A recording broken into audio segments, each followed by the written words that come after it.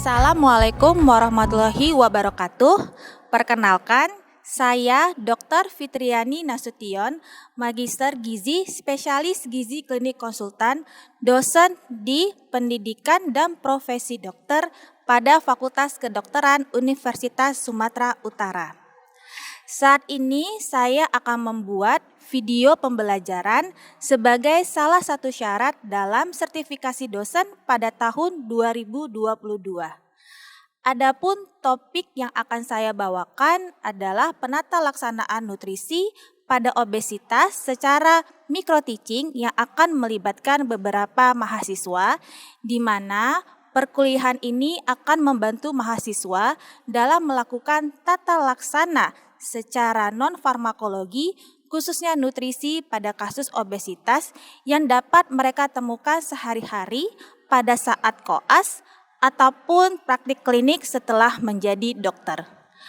Adapun bentuk penilaian pada mata kuliah ini yaitu melalui tutorial, ujian tengah blok, dan ujian akhir blok. Demikian, marilah kita memulai video pembelajaran ini. Terima kasih.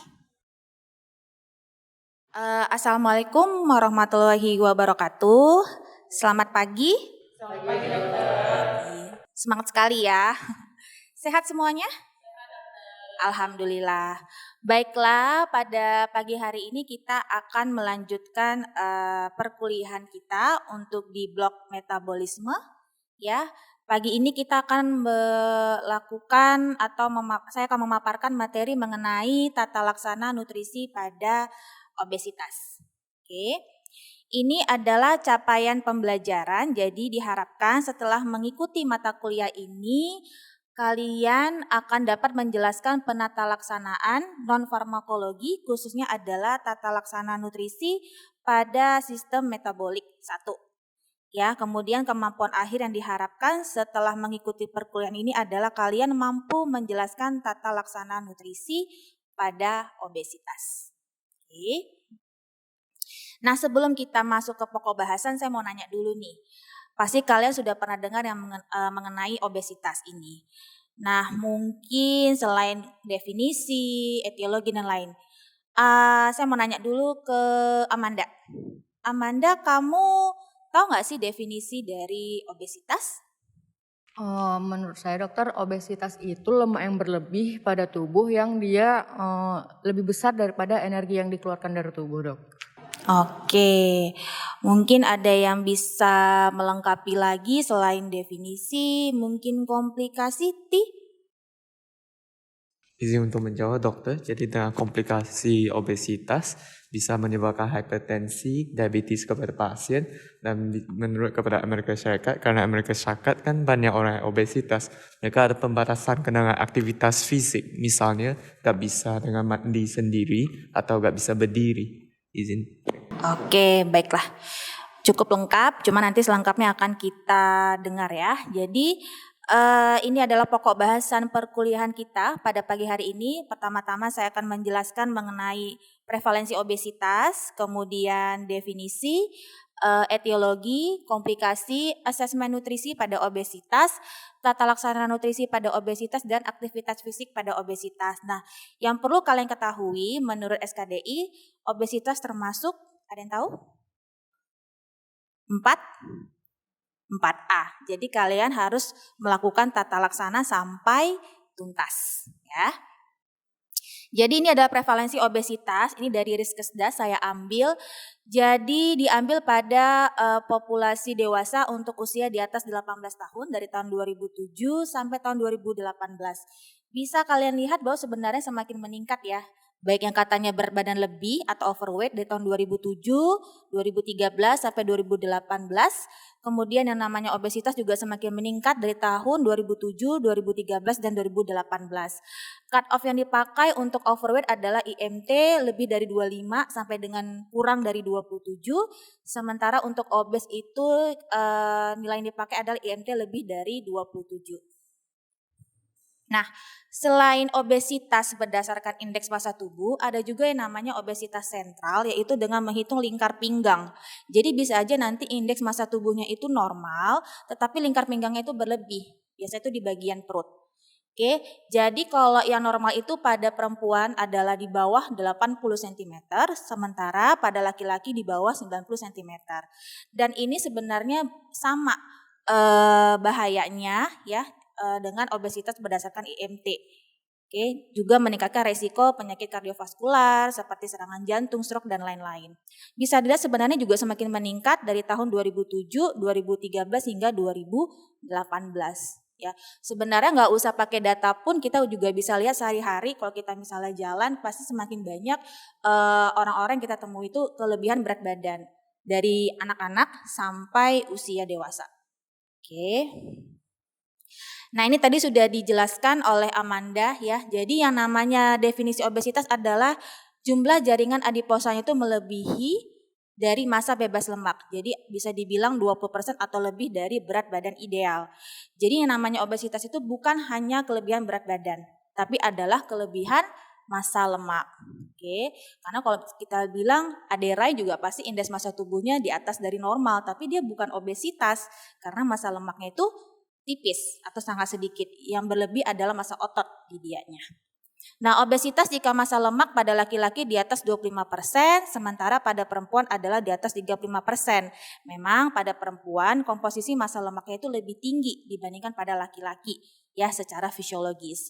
Sementara obesitas sentral atau abdomen tadi sudah saya jelaskan, jika pada laki-laki di atas 90 cm dan di perempuan di atas 80 cm.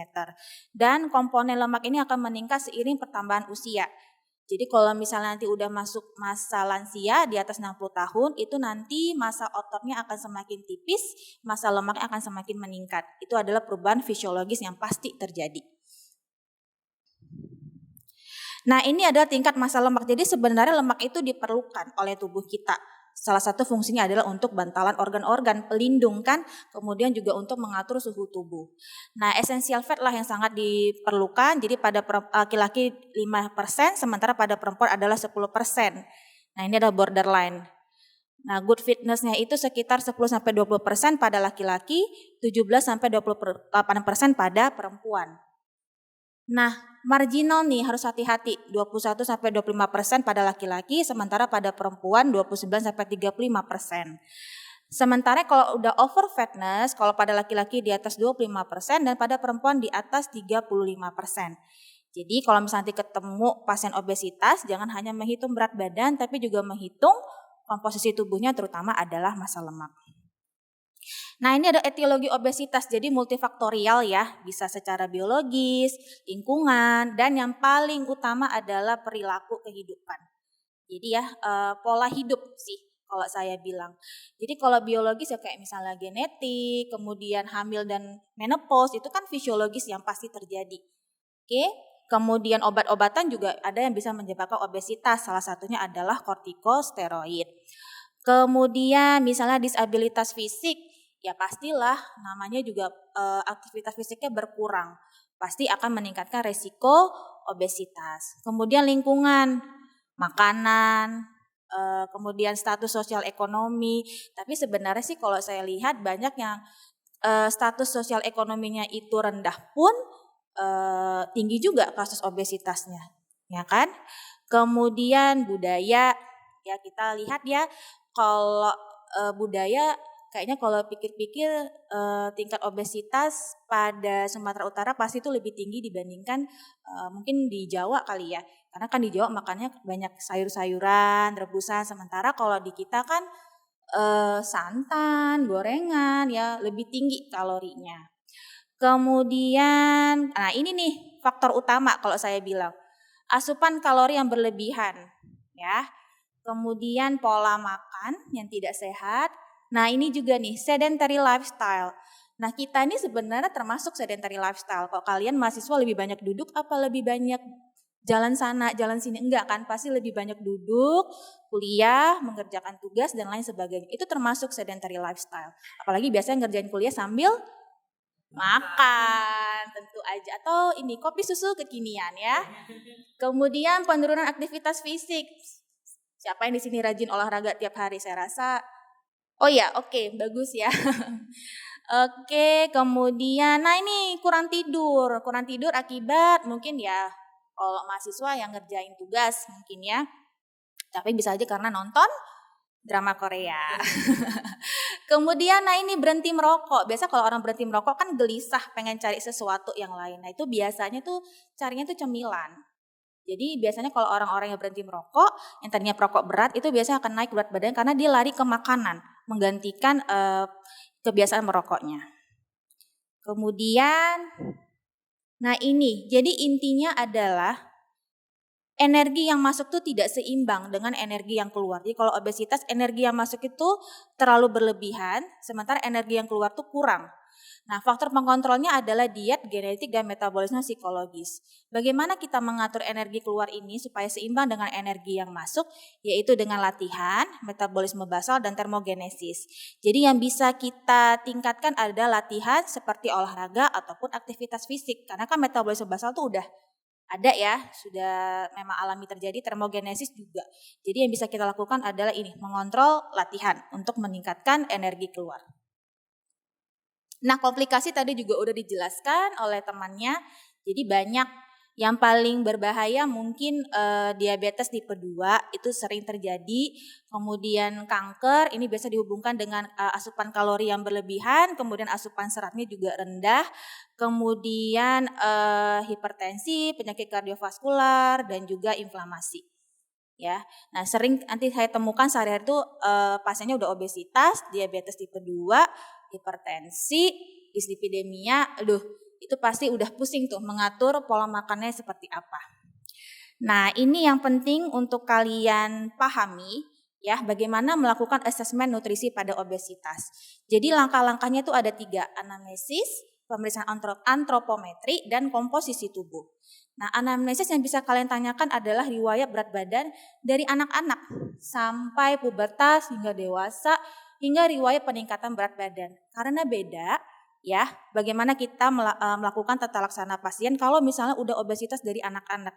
Berarti pola makannya itu udah lama terbentuk. Karena intinya obesitas itu adalah bagaimana kita mengubah pola hidup pasien. Dan itu sudah sulit kok dari anak-anak sudah seperti itu pola makan dan aktivitas fisiknya. Kemudian riwayat obesitas di keluarga. Nah, biasanya kalau bapak ibunya obesitas, anaknya juga obesitas. Biasanya seperti itu. Nah, kebiasaan dan pola makan di keluarga, respons terhadap stres dan emosi. Karena biasanya orang kalau udah stres, emosi, nggak usah jauh-jauh, pasti kita seperti itu larinya ke makanan yang tinggi kalorinya. Ya, biasanya kayak gorengan atau junk food, fast food, kemudian makanan atau minuman yang mengandung gula yang cukup tinggi, ya, karena memang ada efek menyenangkan ketika kita memakan makanan seperti itu. Binge eating, makan terus, nggak ada rasa kenyangnya. Kemudian ini udah termasuk gangguan pola makan, aktivitas fisiknya seperti apa, kemudian alkohol dan merokok, dan riwayat diet sebelumnya. Ini berhubungan dengan diet yoyo. Oke. Kemudian antropometri adalah berat badan, tinggi badan, kemudian lingkar pinggang, menil lemak abdomen, dan visceral yang tadi yang sudah saya sebutkan. Nah ini komposisi tubuh, yaitu adalah massa lemak dan massa bebas lemak. Oke. Nah, tata laksana nutrisinya, rekomendasinya adalah diet rendah kalori, aktivitas fisik, terapi perilaku dengan penurunan berat badan 5-10%. Ini dapat memperbaiki gula darah, hipertensi, dan juga kolesterol. Ya, cukup 5-10% saja. Nah, ini adalah target penurunan berat badan, jadi nggak boleh terlalu drastis, hanya 10% dari berat badan aktual selama 6 bulan atau setengah sampai 1 kg setiap minggunya.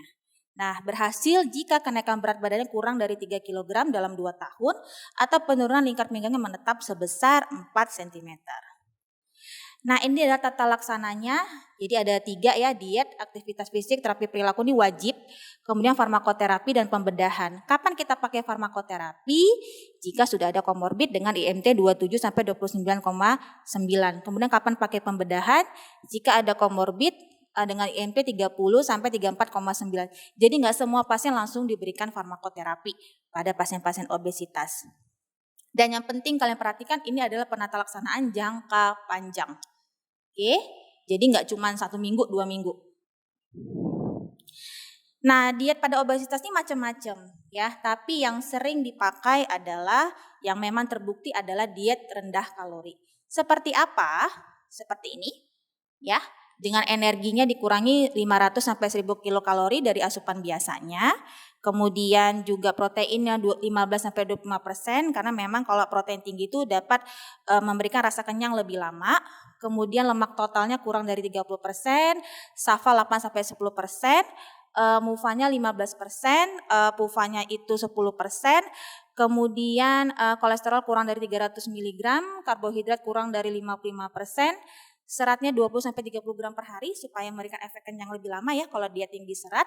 Garam secukupnya hanya 2,4 gram natrium dan kalsium 1000-1500 mg per hari. Nah, ini adalah aktivitas fisik pada obesitas. Jadi nggak bisa hanya makanan, harus melakukan olahraga atau aktivitas fisik. Nah, ini adalah yang penting, rekomendasinya adalah aerobik. Ini dapat meningkatkan kalori expenditure, ya, defisit energi dan penurunan dari massa lemak.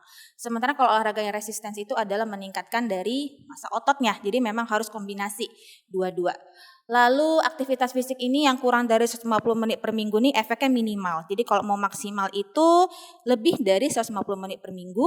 Kalau mau semakin intens 225-420 menit per minggu. Kalau mau maintenance 150-250 menit per minggu. Oke. Baiklah. Ini referensi yang saya pakai.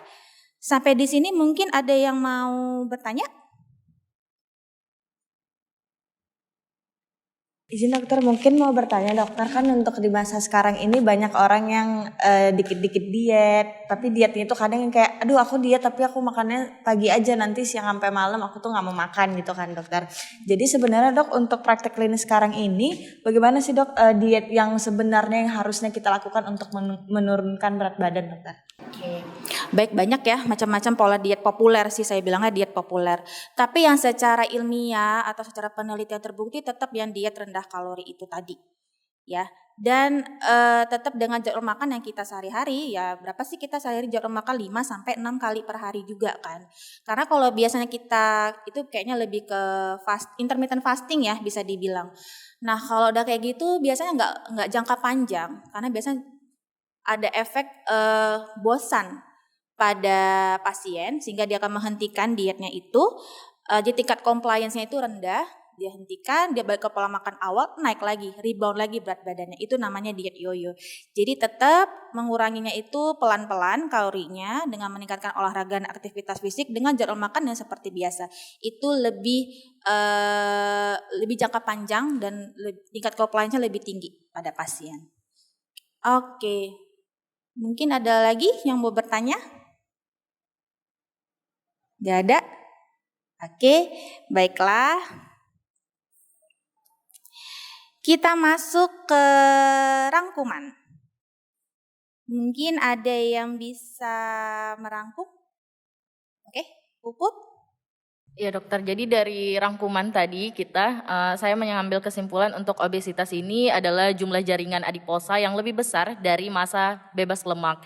Dan komponen lemak yang meningkat ini seiring pertambahannya usia. Etiologi dari obesitas ini banyak dokter, seperti genetik, menopause kalau secara fisiologi, terus obat-obatan seperti kortikosteroid, dan yang lebih sering pastinya karena lifestyle dokter. Dan komplikasi yang paling banyak itu banyak, tapi yang paling sering adalah diabetes mellitus tipe 2. Dan tata laksananya tadi seperti yang sudah dokter jelaskan itu seperti diet rendah kalori, aktivitas fisik, dan target penurunan berat badan sekitar 10% dari berat badan aktual selama 6 bulan. Dan aktivitas fisik yang direkomendasikan adalah aerobik. Mungkin sekian dokter. Baik. Ada yang mau menambahkan?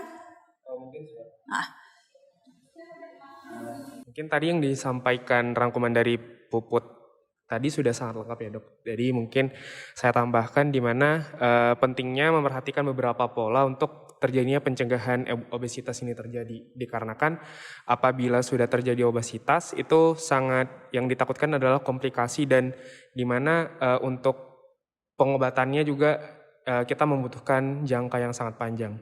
Oke. Baik, ada lagi yang mau melengkapi mungkin? Masih ada waktu sedikit? Ada yang belum bersuara mungkin? Ingin menambahkan apa yang saudara Becky tanya, dokter.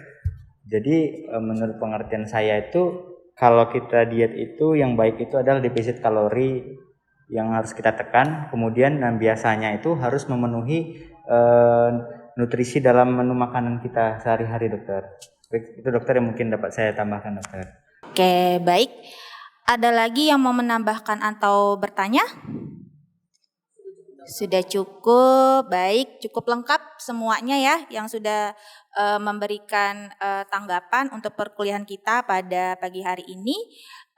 Terima kasih, sekian kuliah kita pada pagi hari ini. Mungkin pertemuan berikutnya kita akan membahas mengenai penata laksanaan nutrisi pada penyakit metabolik lainnya ya, seperti diabetes mellitus. Mungkin nanti bisa dibaca-baca dulu ya. Terima kasih atas perhatiannya. Assalamualaikum warahmatullahi wabarakatuh. Selamat pagi. Pagi.